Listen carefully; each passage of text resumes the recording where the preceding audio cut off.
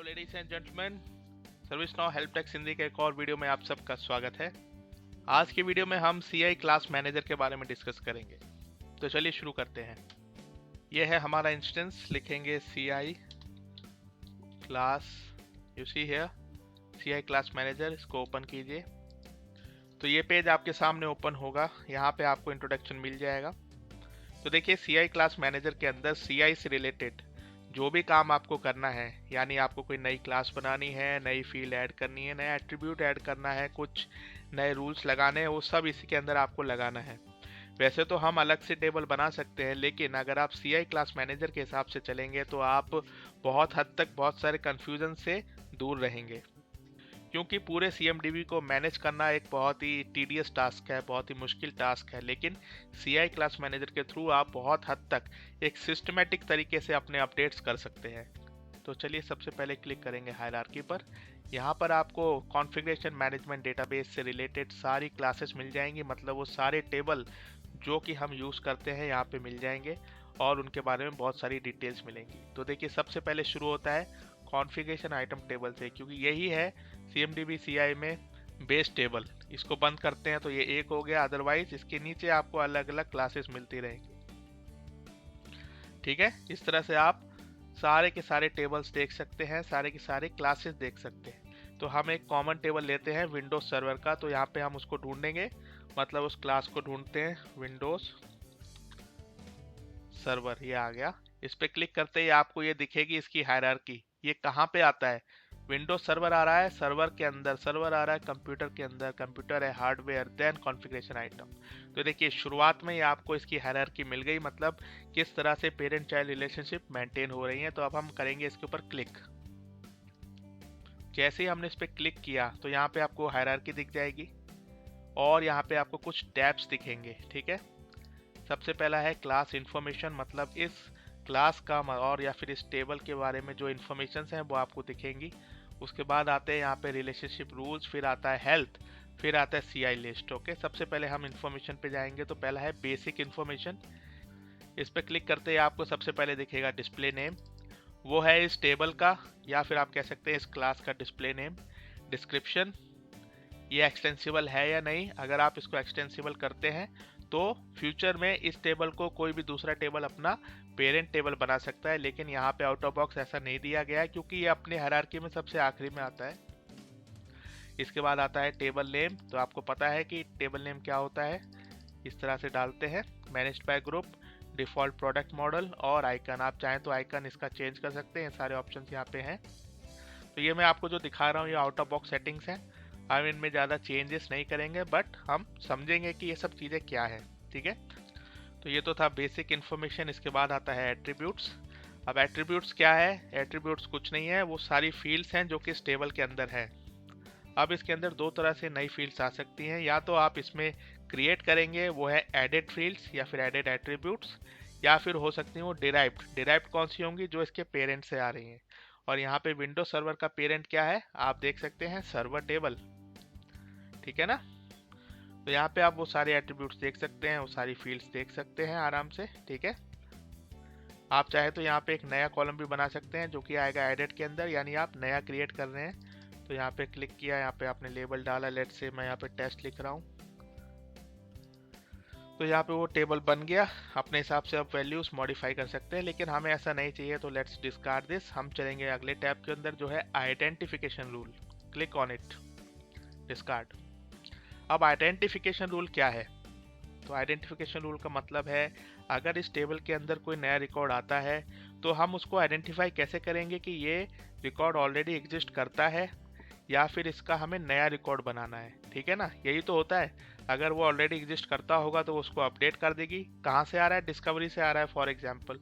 और अगर वो यहाँ पे एग्जिस्ट नहीं करता होगा तो वो एक नया रिकॉर्ड बन जाएगा। लेकिन ये किस एट्रीब्यूट के बेसिस पे किया जाएगा, जनरली वहाँ पे प्राइमरी फील्ड होती हैं जो कि यूनिक रहती हैं, उनको मैच किया जाता है और उस हिसाब से वैल्यू ऐड कर दी जाती है। तो इसी तरह से आप अपने आइडेंटिफिकेशन रूल में चीज़ें ऐड कर सकते हैं। तो यहाँ पे देखिए जनरली जो आइडेंटिफिकेशन रूल होता है या तो आप नया बनाते हैं या फिर हम डिराइव करते हैं पेरेंट से। ठीक है, तो यहाँ पे आप देखिए जो आइडेंटिफिकेशन रूल मिल रहे हैं वो है डिराइव्ड, मतलब ये जो हम यहाँ पे यूज़ कर रहे हैं वो इसके पेरेंट टेबल पे जो आइडेंटिफिकेशन रूल लगे हैं वो हम यहाँ पे यूज़ कर रहे हैं। और यहाँ पे क्या क्या एट्रीब्यूट्स यूज़ कर रहे हैं, हम लोग सीरियल नंबर यूज़ कर रहे हैं, सीरियल नंबर टाइप यूज़ कर रहे हैं, ठीक है। और कहीं कहीं पे नेम भी यूज़ किया जा रहा है। तो आप चाहें तो अपने हिसाब से एक नया आइडेंटिफिकेशन रूल बना सकते हैं। अदरवाइज अगर नीड नहीं है तो आप जो भी डिराइव हो रहे हैं उन्हीं के हिसाब से आगे बढ़ सकते हैं। ये सारा का सारा आपका जो स्ट्रक्चर है, आपका जो CMDB का पूरा सिस्टम है उसके हिसाब से ही डिसाइड होगा। ऑर्गेनाइजेशन टू ऑर्गेनाइजेशन ये चेंज होता रहता है। तो अगर आप चाहें तो नया बनाना है तो आप यहाँ पे आके इस प्लस पे क्लिक करके एक नया रूल बना सकते हैं, ठीक है। इसके बाद आता है रिकंसिलेशन रूल। अब आइडेंटिफिकेशन रूल में हमने ये तो देख लिया कि जो नया CI आ रहा है वो आइडेंटिफाई कैसे होगा। लेकिन अगर एक ही CI की इंफॉर्मेशन कई सारे सोर्सेज से आ रही है, मतलब आप डिस्कवरी से भी ला रहे हैं, किसी नेटिव इंटीग्रेशन से भी ला रहे हैं, उस केस में क्या होगा, हर बार थोड़ी अपडेट करेंगे, तो उसको आपको रिकंसाइल करना पड़ेगा। मतलब उसके लिए भी एक नया रिकंसिलेशन रूल बनेगा। तो वो रिकंसिलेशन रूल्स हम यहाँ पे बनाते हैं किसी भी क्लास के लिए। 4-5 सोर्सेज से अगर वो आ रहा है तो कौन सा सोर्स है जो इसको अपडेट करेगा और किसको अपडेट नहीं करने दे रहा है, वो सारी चीज़ें हम यहीं पे डिस्क्राइब करते हैं। तो यहाँ पे अगर हम प्लस पे क्लिक करेंगे तो यहाँ पे देखिए डिस्कवरी सोर्सेज आ गए। तो आपका जो CI है वो देखिए कहाँ कहाँ से डिस्कवर हो सकता है। लेट से कि वो टिबोली से आ रहा है, ठीक है। उसको आप प्रायोरिटी दे सकते हैं, यहाँ पे प्रायोरिटी 1 दे दिया। इसके बाद आप नया सोर्स ऐड कर सकते हैं। दूसरा आ रहा है हमारा इंपोर्ट सेट से आ रहा है, उसको हमने दे दिया प्रायोरिटी 2। अब हम जाएंगे नेक्स्ट पे। अब ये जो सोर्सेज आपने प्रायोरिटी वाइज सेलेक्ट किए हैं उनसे कौन कौन से एट्रीब्यूट्स आप अपडेट कराना चाहते हैं, तो यहाँ पे आप उन सारी फील्ड्स के वैल्यूज़ को ऐड कर देंगे। फिर हम नेक्स्ट चलेंगे। इसके बाद आपके पास ये भी ऑप्शन है कि आप एक लिमिटेड सेट ऑफ CIs को ही अपडेट करें या फिर अपडेट करवाएं इन सारे एट्रीब्यूट से, इन सारे डिस्कवरी सोर्सेज से। अगर आप चाहते हैं सारे हों तो यहाँ पे आपको कोई कंडीशन लगाने की ज़रूरत नहीं है, ठीक है। आपने फिर से सेव कर देना है और आपका रूल बन के तैयार हो जाएगा। ये आइडेंटिफिकेशन और रिकंसिलेशन यही एक CMDB CI को मेंटेन करने में बहुत अहम भूमिका निभाते हैं। आपको इनको बहुत ही अच्छे से समझना पड़ेगा और करना पड़ेगा। आने वाले वीडियोस में हम सेपरेटली एक एक को लेकर चलेंगे और मैं आपको एक एक एग्जाम्पल अच्छे से समझाऊंगा। अब इसके बाद आता है सजेस्टेड रिलेशनशिप्स। तो यहाँ पे आप चाहें तो इस क्लास के लिए सजेस्टेड रिलेशनशिप बना सकते हैं जो कि आपको दिखेगा एक CI के ऊपर। तो मैं आपको ले जाता हूँ यहाँ पे। तो चलिए हम चलते हैं विंडो सर्वर पर। विंडो सर्वर खोलते हैं। लेट से ये वाला मैं ओपन करूँगा। तो देखिए यहाँ पे आपको रिलेशनशिप्स दिख रही हैं। इन पे अगर आप प्लस करेंगे, नई रिलेशनशिप ऐड करेंगे तो ये सारी सजेस्टेड रिलेशनशिप टाइप्स आपको दिख जाएंगे। तो यही चीज़ें हैं यहाँ पर। तो जो भी आप यहाँ पे नई रिलेशनशिप टाइप सजेस्ट करेंगे या फिर ऐड करेंगे वो सारी की सारी यूज़र को यहाँ पे दिखेंगी। तो इसमें ज़्यादा कोई इतना खास नहीं है, मेन जो चीज़ें थी वो हम डिस्कस कर चुके हैं। इसके बाद आता है रिलेशनशिप रूल्स। तो यहाँ पर आपको इसकी जितने भी रिलेशनशिप्स हैं इस पर्टिकुलर टेबल की वो सारी आपको दिख जाएंगी। जो भी पॉसिबल रिलेशनशिप्स हो सकती हैं या हैं, ऑटोमेटिकली सिस्टम ने इसको डिराइव किया है और आपके सामने लाया है। आप चाहे तो एक्चुअल सर्वर में जाके चीज़ों को और चेंज या अपडेट कर सकते हैं। इसके बाद आता है CMDB हेल्थ। इसके लिए हम एक सेपरेट वीडियो देखेंगे क्योंकि ये एक अलग ही कॉन्सेप्ट है। इन सारी चीज़ों का मतलब हमें समझना पड़ेगा कि कंप्लीटनेस का क्या मतलब है, कंप्लायंस का क्या मतलब है और करेक्टनेस का क्या मतलब है। तो ये मैं अगले वीडियो में आपको समझाऊंगा। फिलहाल आप CI क्लास मैनेजर खोलिए, वहाँ पे जाके इन सारी चीज़ों को अपडेट कीजिए, इनको देखिए।